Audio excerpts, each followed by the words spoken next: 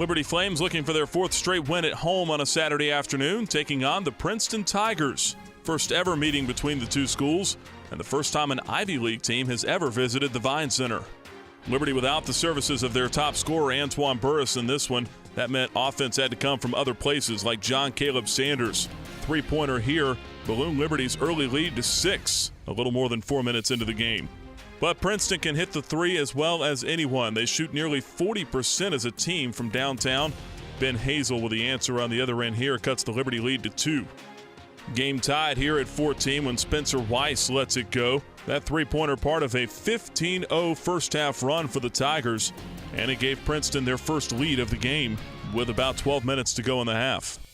Inside of 2 minutes in the first half, Flames down by 7, and it's T.J. Bray, second-team All-Ivy League a year ago, averaging 16 points a game. This triple puts Princeton up by 10. They lead by 7 at the break.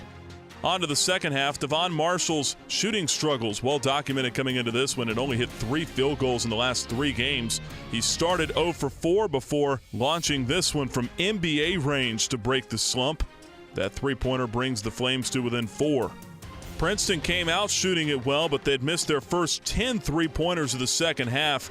Bray's miss here leads to the rebound from John Caleb Sanders, and he will go the length of the floor.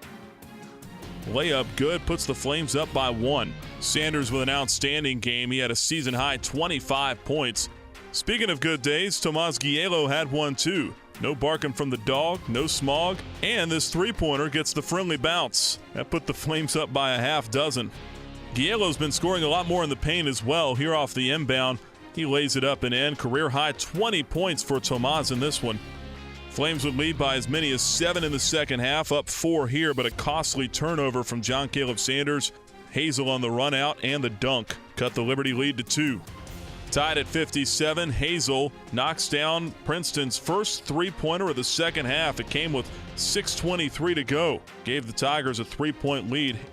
Next possession, though, Devon Marshall had the answer. One of his season-high 4 three-pointers here in the second half. The Niagara Falls Ghost, as he's known, still haunting Princeton. Inside of 3 minutes, Flames down 2. Ethan Layer says, I know they're calling for snow everywhere, but I'm trying to make it rain. Three-pointer puts the Flames up 1. Only bucket hit in the game, but it was a big one at that point. But in the end, just too much T.J. Bray here today. Here he posts up Sanders to the basket, gives Princeton the lead with 2:31 to go. Then next Princeton possession, I don't even know how he did this. Ridiculous shot by Bray, and the foul puts Princeton up 3. They'd go on to win it by 6. 80-74 your final score. The Tigers hold on and survive in Lynchburg. Princeton's off to its first 11-2 start in more than 15 years. It had 3 players in double figures, including Bray, Hazel, and Hans Brace. On the other side for Liberty, Flames' 3-game home win streak comes to a close despite a couple of 20-point efforts from Sanders and Tomas Gielo. Devon Marshall also scored all 13 of his points in the second half. Again, the Flames were without top scorer Antoine Burris with a sore back, but afterwards Coach Dale Ayers said he liked the way his team fought in the second half. I thought we battled. I thought we had probably 32, 34 good minutes. We played like we want to play probably the last 32, 34 minutes. We didn't the first 6 or 8 minutes. But it was a step forward, playing without arguably our best player.